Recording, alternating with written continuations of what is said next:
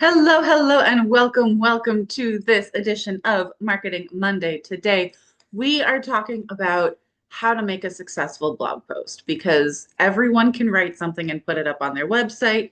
A, is it going to be engaging? Are people actually going to keep reading? B, is Google going to care? Is Google going to actually scan it and rank it and go, yeah, you know what? This does provide value for people. We're going to show it up in these search, make sure it shows up in these searches. And then C, last but certainly not least, is it helping your bottom line? Is it converting people or at least helping to convert clients? That one can get a little tricky, especially if you're like me and you're in a professional service capacity. A lot of people will go to your blog and they'll read a whole bunch of blog posts and they won't convert right then and there, but they will convert later on down the line. It could be months, it could even be years. But if they read your blog posts and they see you as an expert and they understand the value that you provide, not only does that position you as the go-to person in the industry as far as they're concerned, which then makes it more likely they will hire you when they are ready to hire someone. It also makes that sales conversation so much easier because then they're not trying to explain to you how to do your job. They're not saying, well, my uncle so and so told me that it works this way and blah, blah, blah, blah. It must be so because I want it to be, right? We've all had those conversations. Having that really high quality content on your blog and putting it out there over and over again and getting it in front of people so that when they do reach out to you, they are a well-educated lead makes that process so much easier. So, how do we do that, right? That sounds great. How do we actually do that? This time we are going to go over 8 elements that you need to have in every blog post consistently to almost every. The first tip is going to be a most of the time kind of a tip. But if you include all of these in 90% of your blog posts, you'll be good to go. So first and foremost, provides value, right? So it has to provide value all on its own. It can't be something like a little teaser where you promise the moon and you give them like a moon rock and go, hey, if you want the rest of the moon, you got to pay me, right? We all hate that bait and switch. If you hate it and you don't want to work with people who do it, why would you do that to your audience? Make sure that it provides value all on its own. It's got to be stuff that they can use in their life right now, make their lives better. And then they can go and do the thing and then come back to you when they're ready for more. Now, where is that line as far as how much value you can provide without giving away your all of your secret sauce, right? The line is different for everyone. So for me, what I sell is the do it for you services, right? I want people to know exactly how much work goes into all the content I create so that their eyes glaze over and they go, I can't do all this. I'm just going to hire Allison to do it for me, right? That is my goal. So I have no problem laying it all out there in all of my content and giving everything away. If someone is committed to going the DIY route and they end up using my blog to get all that information they need and go do it themselves and never hire me, that's fine. Because you know what? They were never going to hire me anyway. At the very least, if they want to take my content and use that to DIY, then at the very least, they see me as the go-to person. They see me as the expert in their industry, which means if someone in their network then needs a referral because they do want a professional to do it for them, they don't want to go the DIY route, guess who they're going to refer them to? So that's my position on that for my business personally.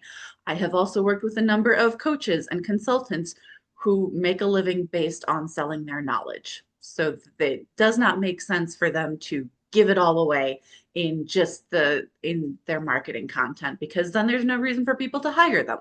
So understand where that line is, right? So the good ones have a very clear idea of I can give away this much for free and here's where the line is. And after that line, you got to pay me for it. So your mileage may vary. Understand where that line is for you, but make sure you are providing some value and giving some super useful tips in every blog that you create. And it doesn't even have to be a tip. It doesn't have to be a how-to. It could be an update. It could be, hey, here's what's going on. You should know about this. If you're a lawyer, it could be a new law. If you're a marketer, it could be the millions of iterations of AI that we're seeing right now, right? Everyone wants to know about AI. So talk about AI. Talk about what's going on there and what people can do about it and what they should and should not be doing about it. As long as it provides value, you're going to be golden. So next up, it is written exclusively for your ideal client. This means the topic that it covers is a topic they are interested in. The problem you are solving for them is a problem they are struggling with, and you can help them solve it. The language that it's in is in your brand voice. I'll get to that a little bit later, but it is also in language that they use day in and day out. This is where we get super psychological with it, right? Because we are primed as humans. We are still very, our brains still operate very much as tribal creatures. We know on an intellectual level that the world is global and it's getting smaller and smaller via airplanes and the internet and all of the things, right? We can now talk to people all over the world in seconds. It's amazing. Our brains don't really know that. Our brains are still, but there's my tribe, which is here to protect me and help me and support me. And then there are other tribes which are competing for the same resources that we need to survive and thrive. So anyone in a different tribe is considered a threat, and anyone of our tribe is safety. We are also primed to like things that are considered to be part of our tribe. So we might be like, I really like Allison, and I can't put my finger on why, but she just seems like a really cool person. At least part of it is probably the fact that I'm using the same language that you use. So make sure that the language you use is the language that your ideal client uses. That is a big way that we identify who is part of our tribe and who is not, is the language that they use. Don't talk over their heads. Don't use jargon unless it's the jargon that they use. Next up, your brand voice is evident throughout your content. It has to be in your marketing content, on social media, in your emails, on your website, in the videos you produce, and it has to be the language that you and your team use when you are talking to prospects and clients.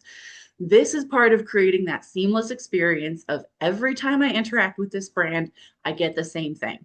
We love that because now we know what to expect. If we know what to expect, we feel safe. And our brain, again, our brain, which is still kind of always in fight or flight mode, is like, oh, if I know what to expect, then this is safe. And if it's safe, then I like it, because by tricking you, not tricking you, but making sure that you like things that are safe, that's how your brain keeps you safe. This is safe. You like this, right? Go hang out with that brand, that person, that group, because they're safe. So, in order to make people feel safe, you have to have that consistency throughout your branding and throughout your communications with your clients. Next up, tell a story. We as humans are primed to engage with stories. So we are going to keep reading, listening, watching, all the things if there's a good story involved and if it keeps us engaged. We are also more likely to remember stories. You can give all the stats all day long and the numbers and the reasons and the how-tos. It'll go, we'll pay attention and we'll go, yeah, that's great, I'm so going to remember that. We will not remember it unless you put it into a story. If you can find a way to wrap that information into a story, that we will remember, because it's much easier for our brains to process and remember that information in a story format. So always tell a good story along with your content. Make it the ultimate guide. So this is something that people ask me all the time: how long does my blog post need to be? There is no one right answer. If there is one right answer, it is at least 500 words, because that is the minimum Google will look at before, taking it into account, before scanning it and saying, okay, this is relevant. We're going to rank it in these searches. If it's less than 500, don't ask me why 500 words. Don't ask me why Google does what it does. Google at some point decided 500 words was the minimum, and it does not even consider content that is shorter than that. So at the very least, 500 words. It's not that much. If you're typing it up into a Word document, single spaced with 12-point font, that's about 1 page in a Word document, right? And it takes 2 to 3 minutes to read that much content. So it's really not that much. The average piece of content to rank on the first page of Google was around 1,500 words, which is more like 3 pages. So that's considerably longer, right? But remember, that's the average. There's longer content that's ranking really well. There's also shorter content that's ranking really well. So keep that in mind. Make sure that you are using that as a guide. It doesn't have to be, it's not written in stone. It's not every blog post needs to be 1,500 words or every blog post needs to be 2,000 words. I've seen that too with my clients where they think every blog post has to be 3,000 words long. It does not. As long as you are covering everything there is to cover on that topic, you're going to be golden. So my tip for this is when I know that I'm going to be writing about a topic, I will list out everything that I want to cover, all of my, bullet points for that topic. And then I'll go do some research and I'll go look at other pieces of content that are covering that same topic. What are they covering? If there's something that they are covering on that topic that I'm not covering, I'm going to add that to my blog post because that's how you make sure it is the ultimate guide. You are covering everything there is to cover on that topic. Google loves that. Google loves that ultimate guide style post. People love it if someone wants to dive deep and really read all of that content, and there are more of those people than you think there are. They are going to dive deep and read all of that content. So trust your audience to care enough about what you're saying and the topics you're covering to dive deep. On the other hand, there are going to be people who just want a specific answer to their question. If you have covered everything there's to cover on that topic, they will find an answer to their specific question in your content. So make it super scannable. Make sure you've got the subheadings and the table of contents so they can go straight to that section that answers their question. Get that information, get on with their day. Google also makes it really easy to do that in that it's getting better and better at showing people, oh, hey, you have this question. Here's a really long piece of content, and it will actually take you straight to the section in that piece of content that answers your question. So again, like I said, Google loves that super long content. People love it as well. So don't be afraid of the super long content. Embrace it. Optimized headline. This is the hardest part, right? I once saw a poll on social media where someone was asking if you write the headline first or last, and I said both. I had to write in the comments. It was an extra because it wasn't included in the poll. I was like, I do it both. I will write the headline first, and then I write all of the content, and then I come back to the headline to make sure that it's still relevant and it accurately describes what I'm talking about, and that it has the target keyword. I'll talk about keywords in a minute, and then that it is accurately portraying, accurately creating this promise of what people, and it has an emotional component is the other thing. It's got to be emotional. We all say we love to think that we are rational creatures who only do things based on the numbers. That is false. We are lying to ourselves and lying to each other. We make decisions based on emotion. We make decisions because we want something. Something is going to make our lives better in some way. How is it going to make our lives better? Oh, with these three things and these stats and all of these numbers that I can then point to how this is going to make my life better. That is how we justify the decision that we already made when our brains went, oh, that sounds good. I like that. I want that. Let's have that. Then you're going to figure out how to get it using all of the numbers and the stats and whatever you need to justify that decision. So make sure your target keyword is in there, and it has to be short. So it has to do all of these things, right? And it is the most important piece of your content, because if the headline does not convince people to click through to read more of your content, they're not going to bother to click through to see the rest of what you worked so hard to create. It's really frustrating, I know, but that is why you have to revise the headline again and again and again. I attended a talk once where someone said, I think they go through like 50 iterations of every headline just to make sure that it is optimized. So don't be afraid to spend more time on the headline than you do on the rest of the content, because it is so important and so hard to make sure it is checking all of those boxes in a very small space. Because if it's too long, it runs off the page of Google's and people don't even read the rest of it, and then it's not doing what you need it to do. So spend a lot of time on your headline. Next up, relevant keywords. Every piece of content should have one target keyword that is the main keyword you want this piece to rank for. That keyword goes in your headline, in your URL, sprinkled throughout your content, including probably some of your subheadlines. And then you got at least 3 to 5 target keywords, maybe more. If it's a really long piece of content, it might make sense to have some more than 5 related keywords. These are keywords that are different from the target keyword, but related to it. You'll see that in any keyword research tool that when you research a keyword, you'll see those related keywords.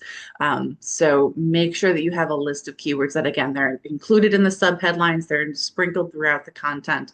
Google is getting better and better at identifying these keywords that go together. So by including a whole bunch of keywords instead of just one keyword and trying to fill your content with that one keyword, you've got the related keywords that will do that work for you. And Google goes, oh, it's related to all these different things. And then you also improve your chances of showing up in searches because it's not just the target keyword. You've got these other keywords that when people are searching, they will also be more likely to find your content. Make sure that those related keywords are a mix of short tail versus long tail keywords.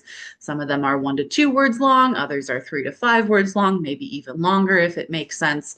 So make sure you're mixing it up in terms of the length of those keywords.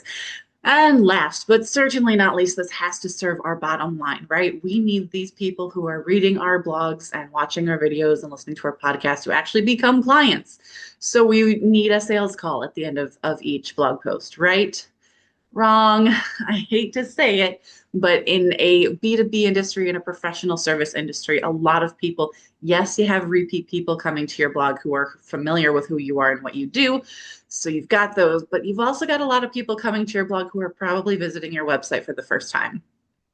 And or they're just investigating this industry. They've just learned about content marketing. They've just learned about blogging and SEO. So now they're on this website and they're like, okay, what is it that I need to know? And you go, hey, let's work together. That's a lot like proposing on the first date, right? They're still in the getting to know you phase. They are not ready for that level of commitment. So instead, a better call to action for a blog, especially for the professional services industry. If you happen to be watching this and you're you sell trinkets on social media, right? Or if you sell necessities and it's just, look, I need more deodorant. Where can I get more deodorant? Look, there's more deodorant.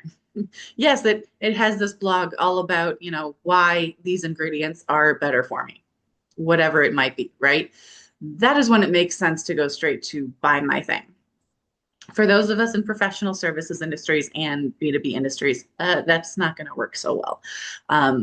You are much better off encouraging people to buy your book or download a freebie, sign up for your webinar, subscribe to your newsletter, follow you on social media, because that way you can keep pushing great content in front of them, including future blog posts. And again, educating them and positioning yourself as the go-to person in your industry so that by the time they are ready to work with you, again, they're well educated, they understand who you are, what you do, and why they should care. They are so much more motivated to work with you over someone else. So have a strong call to action, make it really easy for them to take that call to action. If it is buy my thing, sign up for this, don't make it a whole form that they have to fill out to get the thing. Email, name, maybe a phone number, depending on your business and how you work with clients. People will be more hesitant to hand over a phone number though. So just be aware of that. Our emails we're giving away pretty freely these days. So email and name if you can get away with it. If you need a little more information from them, go for it. But it should be as quick and easy as possible for them to take that next step in the buyer journey so that you actually get them to take that next step in the buyer journey. If you any roadblocks that you put in their way, you'd be surprised how quickly they will go, I don't really need this. I'm just going to click away and find what I need somewhere else. Or, I got what I needed. I'm done. I'm out. And then again, give them a reason. Why should they download this? Why should they subscribe to your newsletter? Why should they sign up for your next webinar? What do they get out of it?